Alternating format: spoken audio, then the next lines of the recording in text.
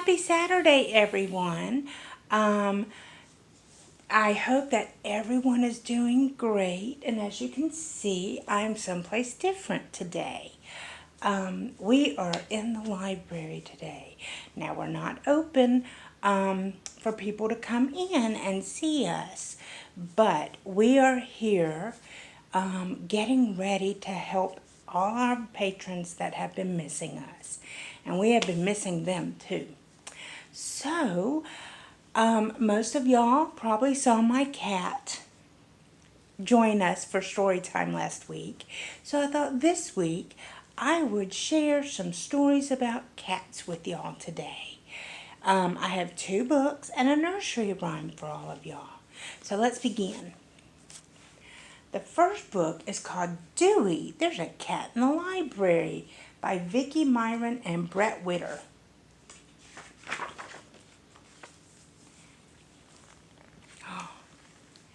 Every night, people left books in the return box of the library in the small town of Spencer, Iowa.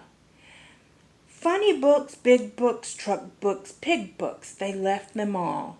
But one night, on the coldest night of the year, someone left a strange surprise. It was a kitten. Well, that's not something good to put in the drop box. When Vicky, the librarian, found him the next morning, the kitten was cold and scared and very, very dirty. Vicky took one book and decided to give him a warm bath. The kitten went to the sink brown and crying, "Boo!" But he came out orange and purring. "I'm going to keep you," said Vicky, who already loved him. "We'll name you Dewey Read More Books. You can live here and be our library cat." But Dewey had no idea what it meant to be a library cat, so he did what all kittens do. He played. He lounged on the newspaper, rode on the book cart, and knocked pins to the floor. He goofed around with Marty Mouse, I think it's a toy, snooped in every open drawer, and always found at least one rubber band. But what Dewey loved most of all was people. Tall ones, round ones, quiet ones, loud ones. The little ones, however, surprised him, and not always in a good way. "Look, Nathan," said his mommy, "there's a cat in the library." Nathan bent down and said, "Hi, Huey, Dewey, Yooks." "No," said his sister Hannah, "it's Dewey Read More Books." Dewey squirmed. The boy was petting him in the wrong direction. Dewey loved to be petted, but he hated being petted in the wrong direction. Dewey was licking his fur back into place when he heard a strange noise. Wah! Dewey's ears perked up and he looked around. Wah! Wah! Dewey sprang to attention and crept really, really slowly toward the sound. Surprise! The little people, Dewey discovered, came in tiny sizes too. And they loved to giggle and grab and pull and coo. Babies are wonderful, Dewey thought. Cute and smellicious too. A few days later, Dewey went exploring and discovered in a secret room the most exciting thing he had ever seen. Children's Story Hour. "Wowsy whiskers, this looks fun," Dewey thought, as he pushed into the room with his nose. Someone shouted, "There's a cat in the library!" Dewey froze. He was spotted. It was quiet for 1 minute. Then everything went wild. And the next thing Dewey knew, he was being carried upside down. Oh my, Dewey thought, what should I do now? Look, he's upside down. Late that night, Dewey talked to his friend Marty Mouse. The library is a wonderful place, Dewey said, but I'm tired of being pulled and poked and carried upside down. I'm just not a cat in a library. I'm a library cat.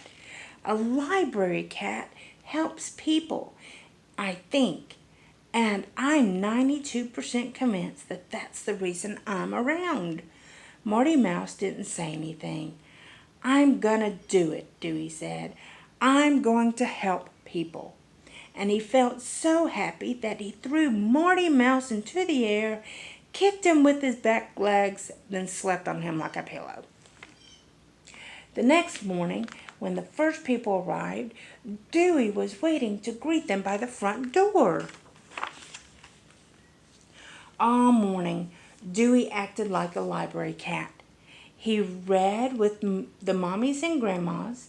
He helped the daddies work. He even shelved books with the library clerk. When he saw little Nathan, he turned a circle and a half so the boy could pat his back from his head down to his tail, the right direction to pet a cat. I'm glad we're friends, Dewey, Nathan said. Dewey smiled at that. By lunchtime, Dewey was worn out, so he found a good box. First, he put his front paws inside, then his belly. He squished his back end down, wiggled around until he was all the way in, and closed his eyes. There's an orange muffin in the library, a girl giggled. But just as Dewey was about to drift off into sweet kitten dreams, he heard a heavy sigh. His eyes popped open, and he saw a girl on the other side of the library. A sad little girl reading very quietly all by herself.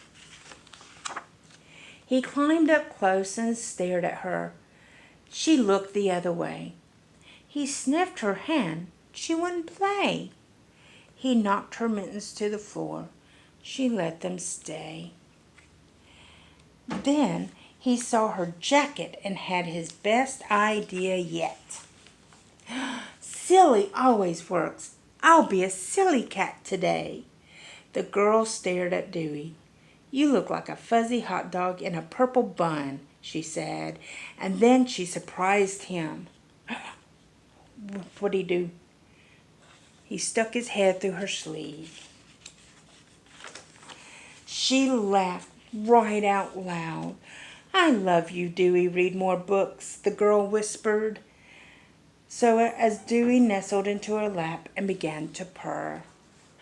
This is it, Dewey thought. I'm a real library cat, and it feels great.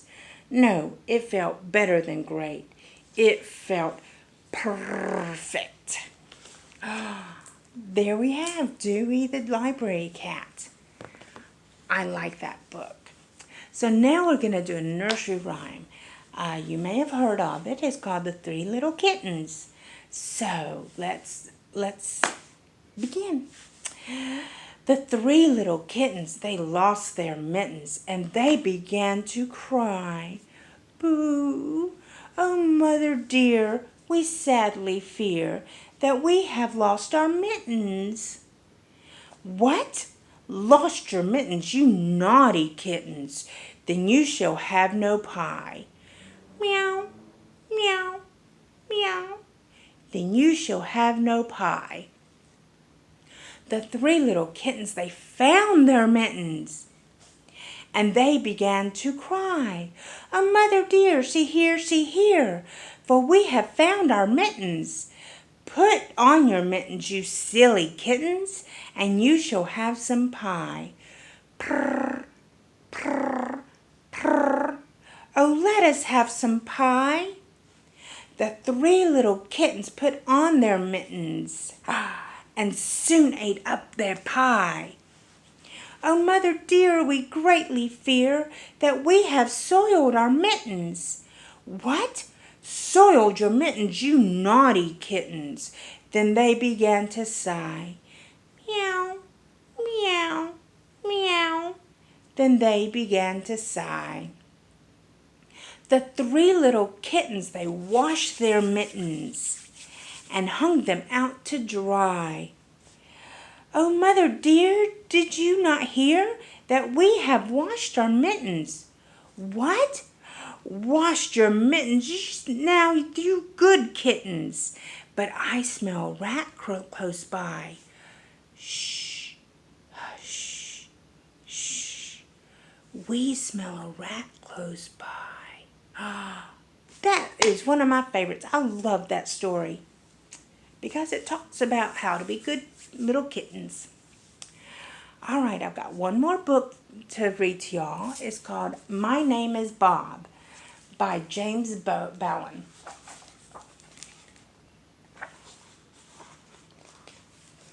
Both these books have orange cats. See, he's orange and Dewey was orange. All right, here we go.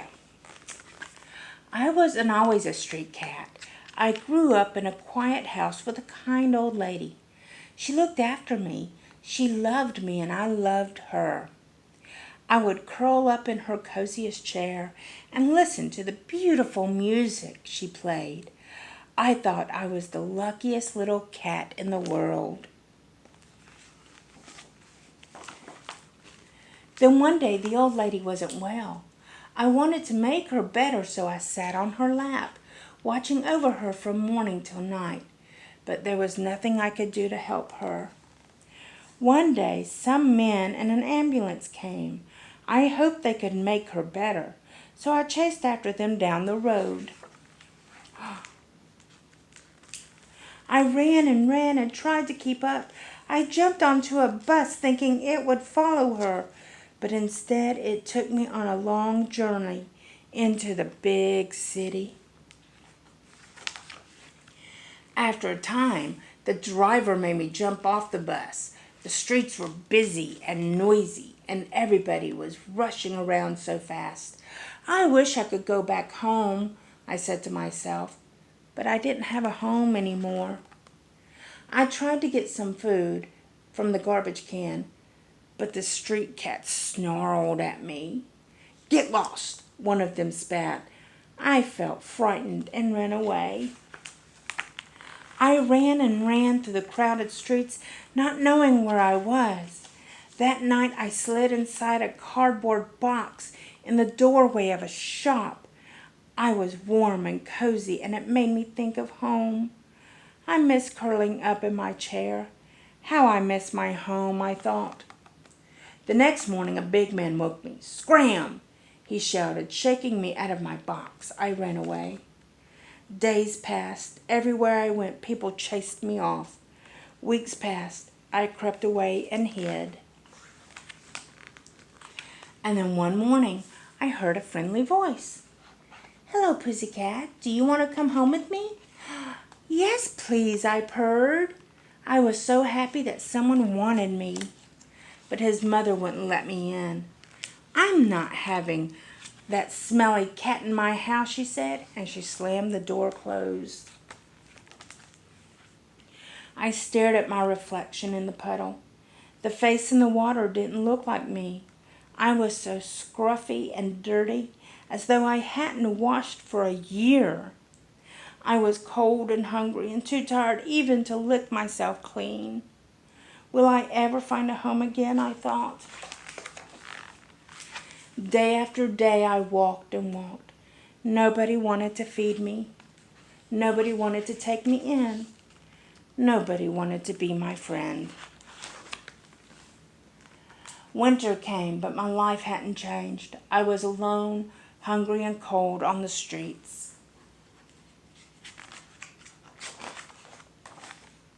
But then, when spring came, my luck changed. I heard music, beautiful music. I followed the sound and saw a man playing his guitar. I could tell he was sad and lonely like me. He looked like he needed a friend. So I followed him home and waited outside for him. That night I saw a pair of eyes glowing in the dark. I was cornered. The creature bit me as I tried to escape. But the next morning my leg hurt so much that I hobbled inside the building and sat by the stairs. Perhaps the man will see me here, I thought. Perhaps he will help me. Then I heard, "Hello, little fellow. You look hungry," the man said. "Do you want to come up for some milk and tuna?" The man was kind. He stroked me gently and put medicine on my leg. "Don't worry, you're safe with me," he said. I felt I could trust him. He seemed like a friend. He told me his name was James. "And I'm going to call you Bob," he said.